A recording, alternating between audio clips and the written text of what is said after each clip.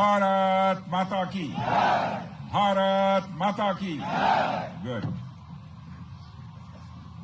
जम्मू कश्मीर के lieutenant governor Shri Manoj ji Sinha, Jammu Kashmir के मुख्यमंत्री जनाब अमर अब्दुल्ला साहब, chief of army staff general Upendra Dwivedi, GOC northern command lieutenant general Prateek Sharma, GOC 15 corps lieutenant general Prashant Srivastava और हमारी आर्म्ड फोर्सेस के सारे अफसर्स और मेरे बहादुर जवानों, सबसे पहले आतंकवाद और आतंकवादियों से लड़ते हुए हमारे जिन बहादुर जवानों ने अपनी शहादत दी है, उनकी शहादत को मैं नमन करता हूं, उनकी मैं स्मृति को नमन करता हूं। और साथ ही पहलगाम में जो निर्दोष नागरिक आतंकवादियों के द्वारा मारे गए हैं, उनकी भी स्मृति को मैं नमन करता हूं। मैं हमारे घायल सैनिकों के साहस को भी नमन करता हूं और ईश्वर से यह प्रार्थना करता हूं कि वह जल्द से जल्द स्वस्थ हो जाएं। मेरे दोस्तों, इन विषम परिस्थिति में आप सबके बीच आज आकर मैं स्वयं को बहुत ही गौरवान्वित महसूस कर रहा हूं। हमारे प्रधानमंत्री माननीय नरेंद्र मोदी जी के कुशल नेतृत्व और मार्गदर्शन में ऑपरेशन सिंदूर के दौरान आपने जो कुछ भी किया है, उस पर पूरे देश को गर्व की अनुभूति हो रही है। मैं अभी भले ही आपका रक्षा मंत्री हूं, लेकिन उससे पहले तो मैं भारत का एक नागरिक हूं। रक्षा मंत्री के साथ साथ मैं आज भारत के नागरिक के रूप में भी आप सबके प्रति आभार व्यक्त करने के लिए यहां मौजूद हूं। पहलगाम हमले के बाद हमारे जम्मू कश्मीर की जनता ने पूरी एकजुटता के साथ और पाकिस्तान और साथ ही साथ आतंकवादियों के प्रति जिस प्रकार से अपने गुस्से का इजहार किया है, मैं जम्मू कश्मीर की जनता का भी अभिनंदन करता हूं। मेरे साथियों, आपकी उस ऊर्जा को महसूस करने आया हूं जिसने दुश्मनों को नष्ट नाबूद कर दिया है। आपने जिस तरीके से सीमा के उस पार पाकिस्तान की चौकियों और बंकरों को आपने ध्वस्त किया, दुश्मन मैं समझता हूं उसे कभी भूल नहीं सकता। आपने देखा होगा कि आमतौर पर लोग जोश में होश खो देते हैं, लेकिन आपने जोश भी रखा, होश भी रखा और सूझबूझ के साथ दुश्मनों के ठिकानों को आपने बर्बाद किया है। आज मैं यहां रक्षा मंत्री के साथ साथ एक मैसेंजर के रूप में भी आप सबके सामने मौजूद हूं। पूरे देश की शुभकामनाएं, उनकी प्रार्थनाएं और उनकी कृतज्ञता को लेकर आप सबके बीच यहां मैं मौजूद हूं। एक तरह से आप समझिए कि मैं एक डाकिया बनकर आपके बीच आया हूं और देशवासियों का संदेश लाया हूं। संदेश यह है कि हमें हमारी सेनाओं पर गर्व है।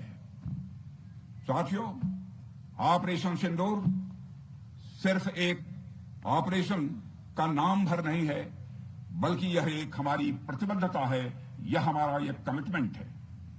एक ऐसी प्रतिबद्धता जिसमें भारत ने दिखा दिया कि हम सिर्फ डिफेंस नहीं करते हैं, जब वक्त आता है तो हम कठोर निर्णय भी लेते हैं और कठोर कार्रवाई भी करते हैं।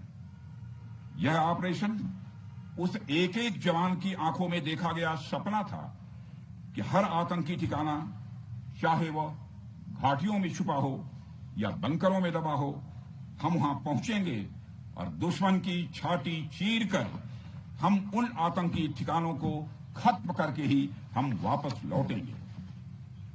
मेरे साथियों, ऑपरेशन सिंदूर आतंकवाद के खिलाफ भारत द्वारा चलाई गई अब तक के इतिहास की मैं मानता हूं यह सबसे बड़ी कार्रवाई है। 35-40 वर्षों से भारत सरहद पार से चलाए जा रही आतंकवाद का सामना कर रहा है। आज भारत ने पूरी दुनिया को यह साफ कर दिया है, यह स्पष्ट कर दिया है कि आतंकवाद के खिलाफ हम किसी भी हद तक जा सकते हैं। साथियों, आतंकवादियों ने पहलगाम में आतंकवादी घटना को अंजाम देकर भारत के मस्तक पर चोट पहुंचाने की कोशिश की है। भारत की सामाजिक एकता को तोड़ने का भी प्रयास किया गया है। उन्होंने भारत के माथे पर वार किया, हमने उनकी छाती पर वार किया है और छाती पर घाव किया है। पाकिस्तान के जख्मों का इलाज इसी बात में है कि वह भारत विरोधी और आतंकवादी संगठनों को पनाह देना बंद करे और अपनी जमीन का इस्तेमाल भारत के खिलाफ किसी भी सूरत में न होने दे। साथियों, आपको याद होगा कि लगभग 21 साल पहले स्वर्गीय अटल बिहारी वाजपेयी जी के सामने इसी पाकिस्तान ने इस्लामाबाद में डिक्लेरेशन किया था कि अब उनकी धरती से आतंकवाद एक्सपोर्ट नहीं किया जाएगा। मगर पाकिस्तान ने भारत को धोखा दिया है, पाकिस्तान ने भारत को छला है और आज भी वह धोखा दे रहा है। इसका खामियाजा अब उसको भारी कीमत करके भुगतना पड़ा है और यह कीमत यदि आतंकवादी वारदातें चलती रही तो लगातार यह बढ़ने ही वाली है। हमारे प्रधानमंत्री श्री नरेंद्र मोदी जी ने दो टूक शब्दों में आतंकवाद के खिलाफ भारत की नीति को रीडिफाइन कर दिया है, इसे परिभाषित कर दिया है, जो यह कहती है कि हिंदुस्तान की सरजमी पर किया गया कोई भी आतंकी हमला एक एक्ट ऑफ वार माना जाएगा। दोनों देशों में जो अंडरस्टैंडिंग बनी है फिलहाल वह इसी बात को लेकर है कि सरहद पार से कोई बेजा हरकत अब नहीं की जाएगी। अगर की गई तो बात निकलेगी तो बहुत दूर तक जाएगी। साथ ही हमारे प्रधानमंत्री ने यह भी साफ कर दिया है, आतंक और बातचीत कदापि एक साथ नहीं चलेंगे और अगर बात होगी तो आतंकवाद पर होगी और पाक ऑक्युपाइड कश्मीर पर ही होगी। साथियों, ऑपरेशन सिंदूर की कामयाबी ने पाकिस्तान में छिपे आतंकी संगठनों और उनके आकाओं को भी यह साफ बता दिया है कि वे कहीं भी अपने आप को महफूज और सुरक्षित न समझें। अब वे हमारे बहादुर भारतीय सेनाओं के निशाने पर हैं। दुनिया जानती है हमारी सेनाओं का निशाना अचूक है और वो जब वो निशाना लगाते हैं तो गिनती करने का काम वह दुश्मनों पर छोड़ देते हैं। साथियों, आज आतंकवाद के खिलाफ भारत की प्रतिज्ञा कितनी कठोर है इसका पता इसी बात से चलता है कि हमने उनके न्यूक्लियर ब्लैकमेल की भी परवाह नहीं की है।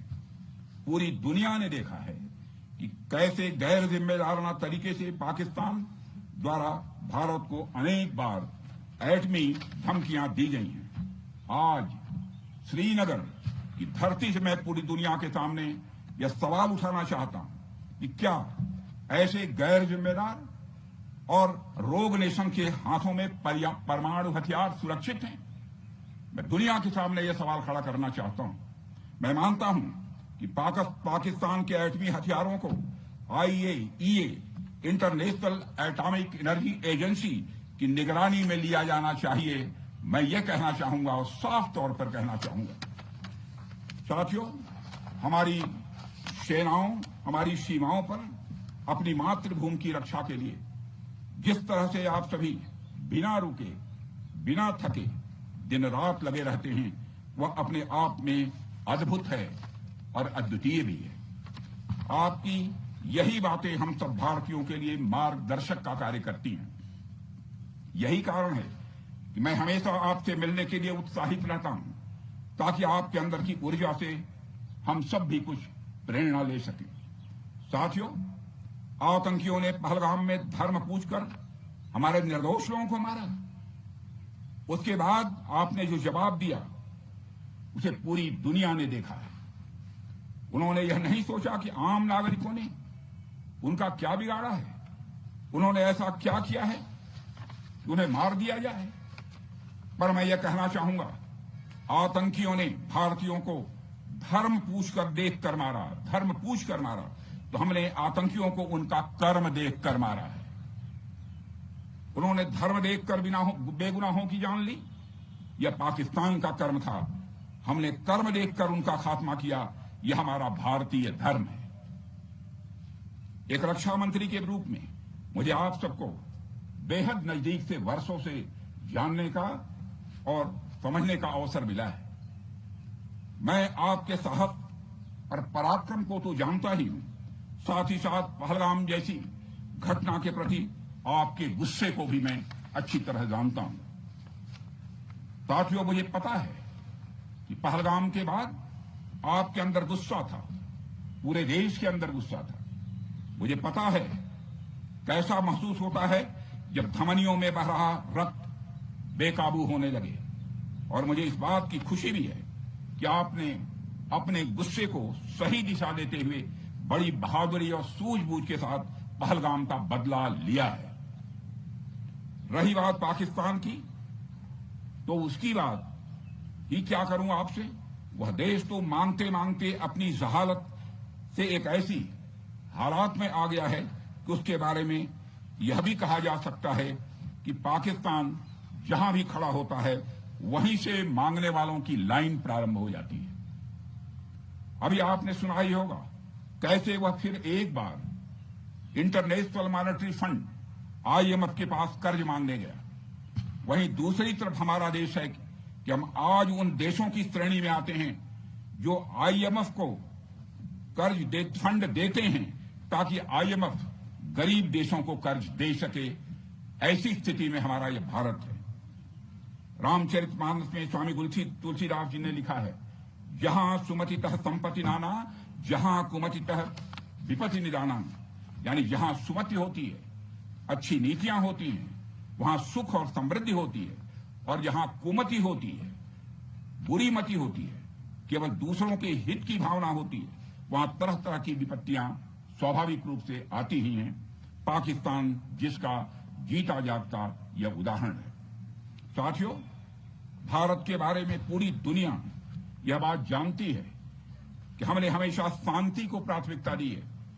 हम आमतौर पर युद्ध के समर्थक कभी नहीं रहे, लेकिन स्थितियां जब इतनी विकट हो जाएं, जब देश की संप्रभुता पर आक्रमण होने लगे, तो जवाब देना यह आवश्यक हो जाता है। राष्ट्र कवि रामधारी सिंह दिनकर जी की पंक्तियां आपके सामने रखना चाहूंगा। रुग्ण होना चाहता कोई नहीं, रुग्ण होना चाहता कोई नहीं, रोग लेकिन आ गया जब पास हो तिक्त औषधि, कड़वी औषधि। तिक्त औषधि के सिवा उपचार क्या, शमित होगा वह नहीं मिष्ठान्न से। यानी कोई बीमारी अगर लग जाए तो वह मिठाई से दूर नहीं होती, उसके लिए कड़वी दवा ही काम करती है। इसलिए आतंकवाद जैसे रोग के लिए भी ऑपरेशन सिंदूर जैसी दवा की बड़ी जरूरत हो गई थी। साथियों, पूरे देश में हमारी सेनाओं को और हमारे सैनिकों को एक सम्मान की दृष्टि से देखा जाता है। एक सशक्त राष्ट्र वही होता है जो अपनी सेनाओं को सम्मान के साथ साथ आधुनिक हथियार और साजो सामान भी दे जिसकी उसे जरूरत है। मुझे गर्व है कि आज प्रधानमंत्री जी के नेतृत्व में सरकार हमारी सेनाओं के लिए यह सब सारा काम कर रही है। हमने यह सुनिश्चित किया है कि हमारी सेनाएं हर परिस्थिति के लिए तैयार रहें। और मैं यहां पर army chief general Upendra Dwivedi ji को भी बधाई देना चाहता हूं, क्योंकि बार बार मेरी चर्चा होती रही है और बार बार मैं यह पूछता हूं कि जो भी आवश्यकताएं हैं उन आवश्यकताओं को पूरा करने के लिए हम पूरी तरह से तैयार हैं। और इसलिए इसके लिए हम वर्ल्ड क्लास बेहतरीन गुणवत्ता वाले साजो सामान अपनी सेनाओं को देने की कोशिश कर रहे हैं। आज आधुनिक राइफल्स, मिसाइल डिफेंस शील्ड और ड्रोन्स जैसी नई पीढ़ी के कई इक्विपमेंट को तेजी से भारत में ही बनाया जा रहा है।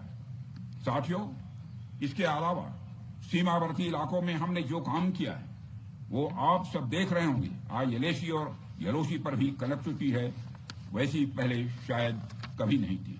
हमने हर स्तर पर यह दिखाया है कि हमारी सरकार केवल युद्ध भूमि पर ही नहीं बल्कि व्यक्तिगत रूप से और पारिवारिक रूप के साथ अपने सेना के जवानों के साथ खड़ी है।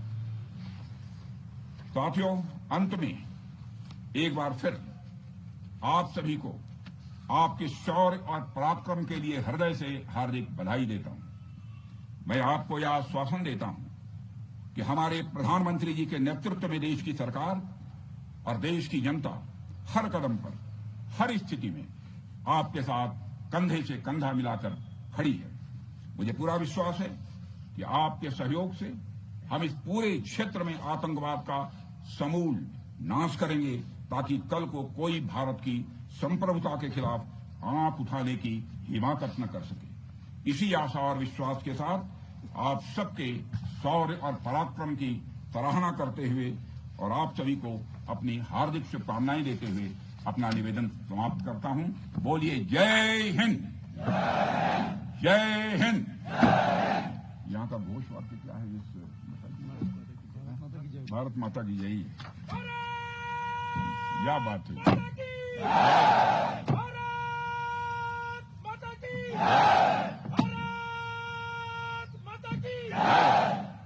और अच्छे।